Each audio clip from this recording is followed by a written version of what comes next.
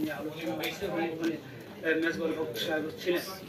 তো ওখানে আলোচনার এক পর্যায়ে গভর্নর আমাদেরকে আশ্বাস দিয়েছিলেন যে তিনি এটা বিবেচনা করবেন এবং তারপরে আমরা ইয়ারপের পক্ষ থেকে ওনাকে আবার আরেকটা চিঠি দিয়েছি যাতে ওনার এই আশ্বাস যেটা দিয়েছেন সেটা যাতে দ্রুততম সময়ে কার্যকর করা হয়।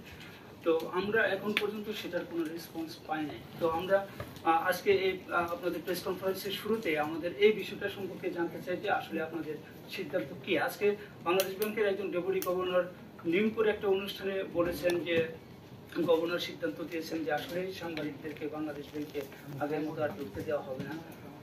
4 জন ডেপুটি গভর্নর পর্যায়ক্রমে দায়িত্ব পালন করবে, সাংবাদিকরা শুধু তার কাছেই আসতে পারবে না।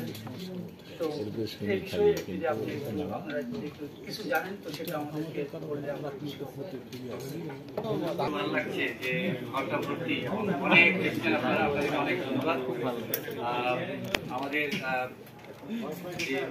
প্রেস রিলিজ ব্রিফিং আপনাদেরকে এখনই করা হবে। এর আগে উনি একটা জিনিস জানতে চেয়েছেন, তো আপনার উত্তর আমি বলছি। আপনার মেসেজ আমি গভর্নরকে কনভে করবো এবং যেটা সিদ্ধান্ত এসছে যে আপনাদের সাথে যাতে আরো আমাদের কমিউনিকেশন বাড়ে, আরো ইন্টারাকশন হয়, আমরা প্রতি সপ্তাহ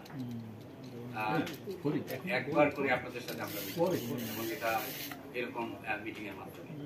তো এটা যেহেতু শুরু হয়েছে, আশা করি আরো পরিবর্তন আসবে সামনের দিকে। আমি এবং আপনাদের যে রিকোয়েস্ট এটা আমি অত্যন্ত কর্ডিয়ালি এবং অত্যন্ত যত্নের সাথে স্যার আপনারা যে সিদ্ধান্ত দিলেন যে সপ্তাহে একদিন করে আমাদের সাথে মিস করবেন, আমরা স্যার এটার সাথে একমত না স্যার। এবং আমরা মনে করি যে আমাদের যদি আগের মতো অ্যাক্সেস না দেওয়া হয়, আমরা আপনাদের এই প্রোগ্রাম আজকের প্রোগ্রামটাও হচ্ছে আমরা ওয়ার্ক আউট করবো এবং পরবর্তীতে ডাকলেও আমরা আসবো না। এটা আমাদের সকল রিপোর্টারের সিদ্ধান্ত স্যার, কারণ এটা আমাদের রুজির ব্যাপার।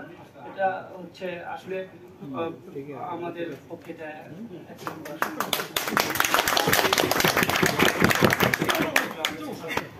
হ্যাঁ তাই তো ঠিক আছে বললাম তো, আপনার কথা আমি আজকে প্লেস করবো স্যার। স্যার আপনি সিদ্ধান্ত নেন, আমরা আমাদের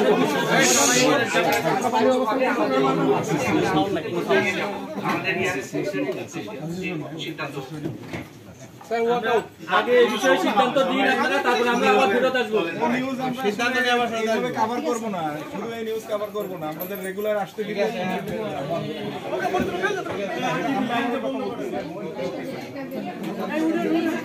চলেন ভাই চলেন